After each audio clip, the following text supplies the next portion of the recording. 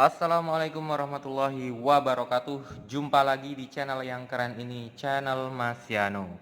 Oke adik-adik, materi kali ini adalah kesetimbangan kimia, di mana kita akan membahas derajat disosiasi dan pergeseran kesetimbangan. Skui disimak baik-baik materi kali ini mengenai kesetimbangan kimia. Oke, yang akan kita bahas adalah derajat disosiasi. Derajat disosiasi. Nah, derajat disosiasi ini dilambangkan dengan alfa, adik-adik. Alfa. Oke. Nah, kita akan belajar terlebih dahulu pengertian dari derajat disosiasi. Pengertian dari derajat disosiasi itu adalah perbandingan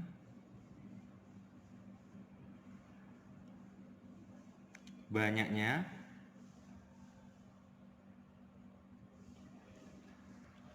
mol zat yang terurai, mol zat terurai terhadap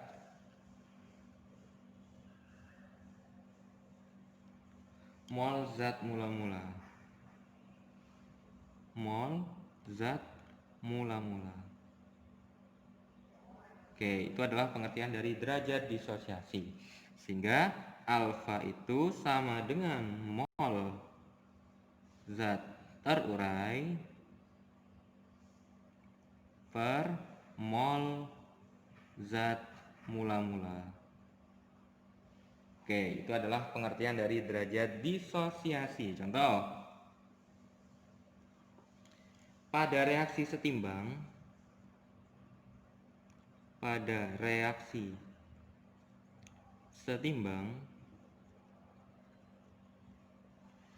antara N2 yang berfase gas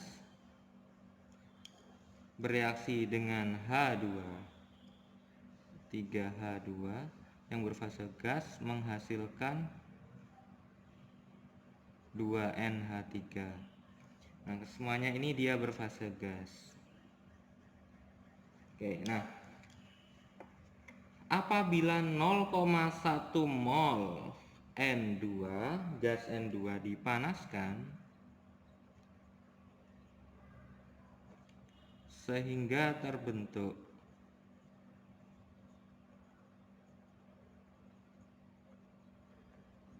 0,1 mol NH3, tentukan derajat disosiasinya.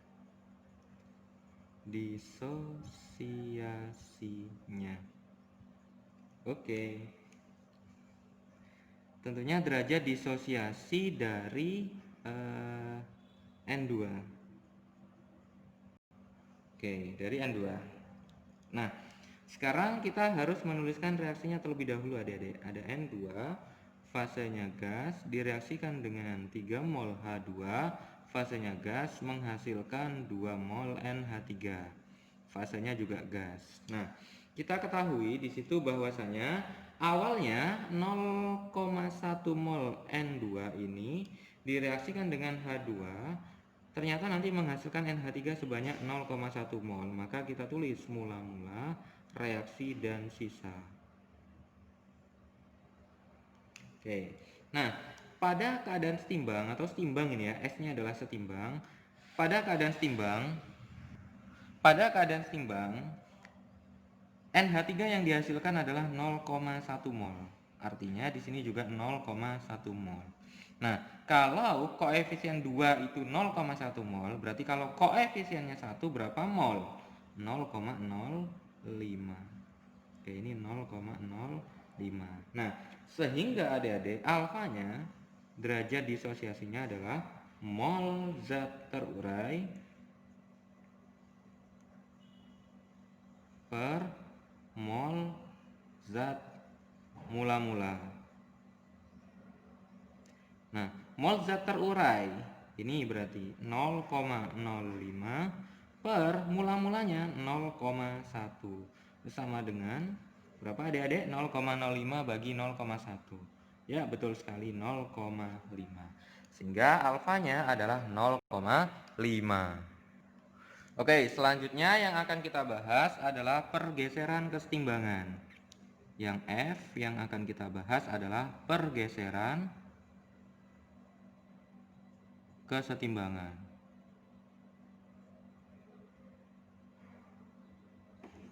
Oke, pergeseran kesetimbangan. Oke. Nah, pergeseran kesetimbangan itu dipengaruhi oleh faktor luar. Jadi ada yang namanya faktor luar terhadap kesetimbangan. Pergeseran kesetimbangan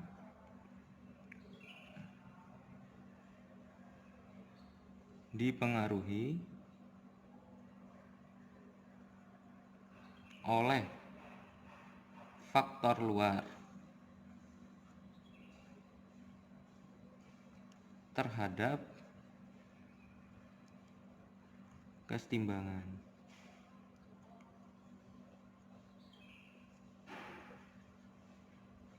Nah, ini yang dikenal dengan nama asas Le-Chatelier. Asas Le-Chatelier. Oke, asas Le-Chatelier. Nah, yang mengatakan asas Le-Chatelier itu mengatakan bila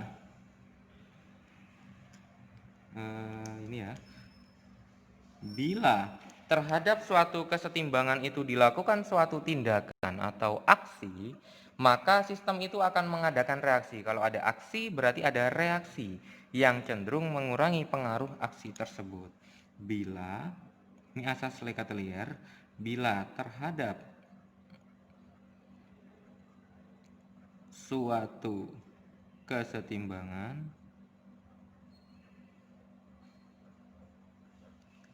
dilakukan suatu tindakan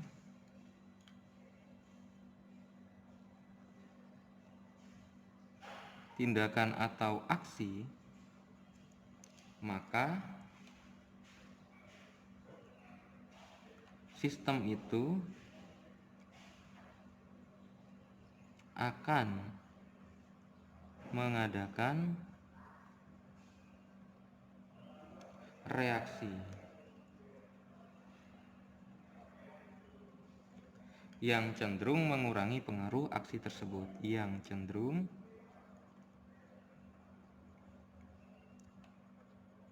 mengurangi aksi tersebut.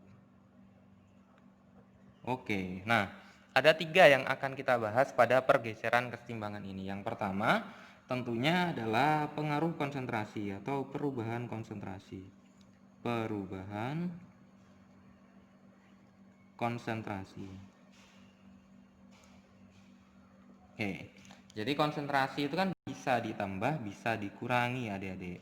Oke, yang pertama, apabila konsentrasi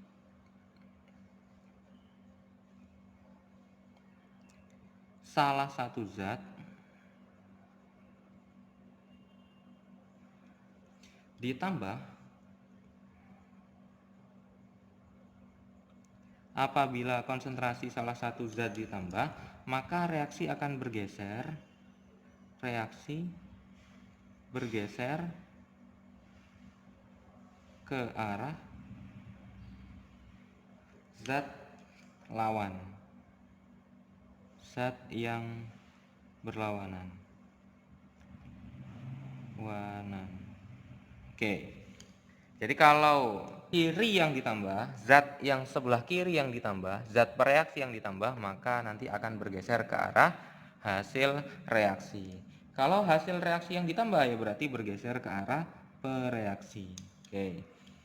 Konsentrasi, apabila sekarang dikurangi, konsentrasi salah satu zat, kalau tadi ditambah, sekarang dikurangi.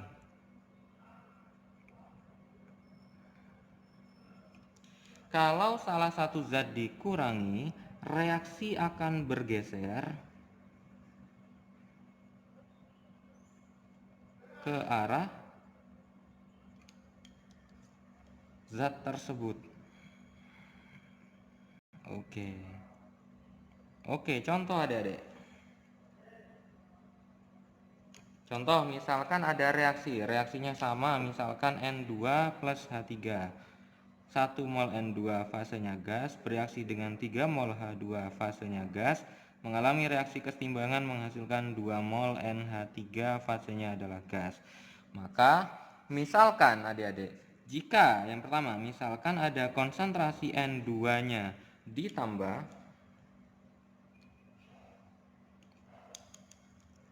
yang pertama ya, kalau N2-nya ditambah, maka akan bergeser kemana? Bergeser kemana adik-adik? Ayo. Kalau N2-nya ditambah, reaksi bergeser ke arah zat yang berlawanan. N2-nya di sebelah kiri, berarti bergeser kemana? Ke kanan. Oke. Nah, sekarang bagaimana kalau misalkan N2 atau H2-nya misalkan H2 dikurangi. Apabila konsentrasi H2 dikurangi, maka bergeser kemana? Bergeser ke mana? Kalau H2 dikurangi, kalau konsentrasi salah satu zat dikurangi, bergeser ke arah zat tersebut. H2 arahnya di sebelah kiri, berarti bergeser ke arah kiri. Oke. Itu adalah yang pertama, mengenai perubahan konsentrasi. Nah, sekarang adik-adik yang kedua, perubahan suhu atau perubahan temperatur. Perubahan suhu. Oke.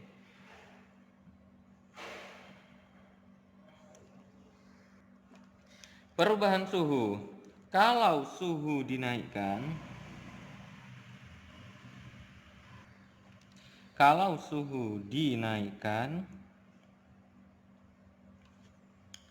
maka reaksi bergeser ke arah endoterm. Reaksi bergeser ke arah endoterm.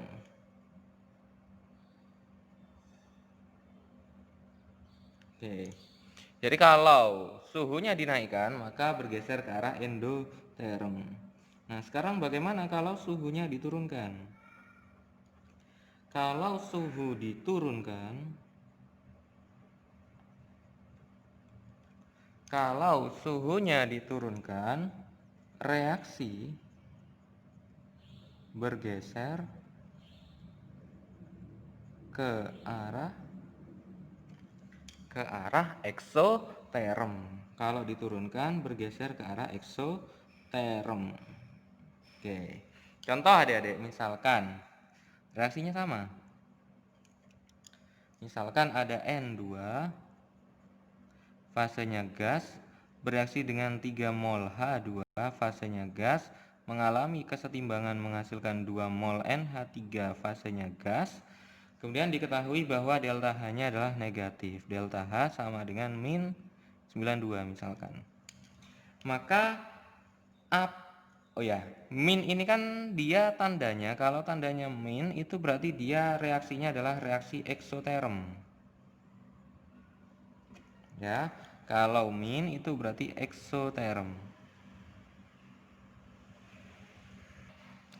Artinya kalau ke arah kanan itu berarti eksoterm, kalau ke arah kiri berarti dia endoterm. Kalau delta H-nya adalah bertanda negatif. Ini eksoterm, ini endoterm. Oke, eksoterm, endoterm. Oke. Nah, bagaimana sekarang kalau suhu dinaikkan? Kalau suhu dinaikkan, bergeser ke arah mana adik-adik? Kalau suhunya dinaikkan, maka bergeser ke kanan apa kiri?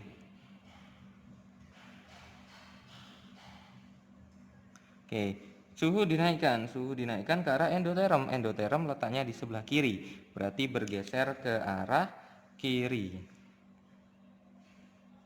Oke. Nah, sekarang kalau kebalikannya, suhu diturunkan.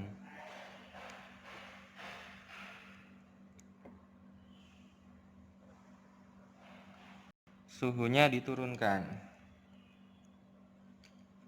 Bergeser ke, ya kebalikannya, ke kanan. Bergeser ke kanan, ke arah reaksi eksoterm.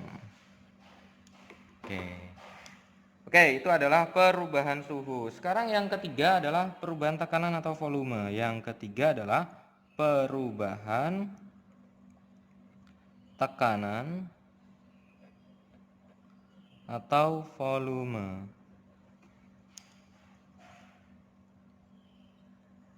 Oke, perubahan tekanan atau volume. Kalau tekanan diperbesar, ingat tekanan itu kan P. Kalau P-nya diperbesar, tekanan diperbesar,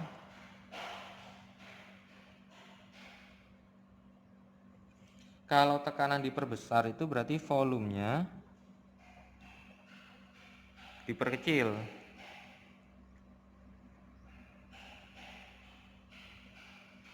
Kalau tekanan besar, volumenya kecil. Reaksi bergeser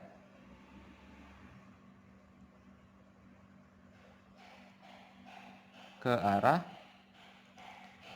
mol gas kecil. Nah, ini kata kuncinya, mol gas kecil. Oke, ke arah mol gas yang lebih kecil. Koefisien mol gas yang lebih kecil. Nah, sekarang kalau kebalikannya, tekanan diperkecil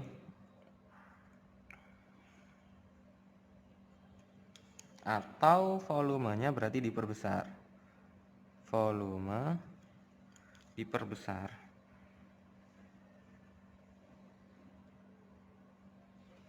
Kalau tekanan kecil berarti volumenya diperbesar, maka reaksi bergeser ke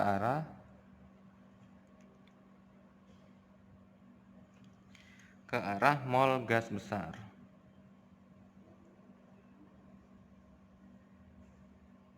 Oke. Kalau tekanan diperkecil, volume diperbesar, maka reaksinya bergeser ke arah mol gas yang lebih besar. Contoh lagi, misalkan reaksinya sama. Ada N2, fasenya gas, bereaksi dengan 3 mol H2, fasenya gas, mengalami reaksi kesetimbangan untuk 2 mol NH3, fasenya juga gas. Maka apabila tekanan itu kan P-nya itu diperbesar atau V-nya diperkecil, maka bergeser kemana? Bergeser ke mana? Kanan apa kiri? Oke. Kita lihat koefisien mol di kiri. Ada 1, N2 kan 1 koefisiennya.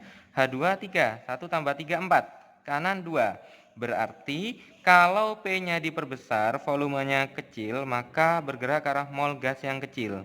Mol gas yang kecil ada di kanan, berarti bergeser ke arah mana adik-adik? Ya, betul sekali, kanan. Oke, jadi P-nya besar, V-nya kecil, bergeser ke arah mol gas yang kecil. Kecilnya adalah di sebelah kanan. Ini 2, ini molnya adalah 4. Mol totalnya adalah 4. Sekarang kalau kebalikannya, P-nya diperkecil, V-nya diperbesar. P-nya diperkecil, V-nya diperbesar. Bagaimana pergeseran kesetimbangannya? Bergeser ke, ya kebalikannya, bergeser ke kiri. Kenapa? Karena bergeser ke arah mol gas yang besar. Bergeser ke kiri. Oke. Oke adik-adik, ini adalah penjelasan Mas Yano mengenai derajat disosiasi dan pergeseran kesetimbangan. Semoga adik-adik bisa memahami materi kesetimbangan kimia kali ini. Mas Yano doakan kalian bisa menjawab semua soal-soal yang ada di sekolah mengenai materi kesetimbangan. Oke, Mas Yano akhiri. Wassalamualaikum warahmatullahi wabarakatuh.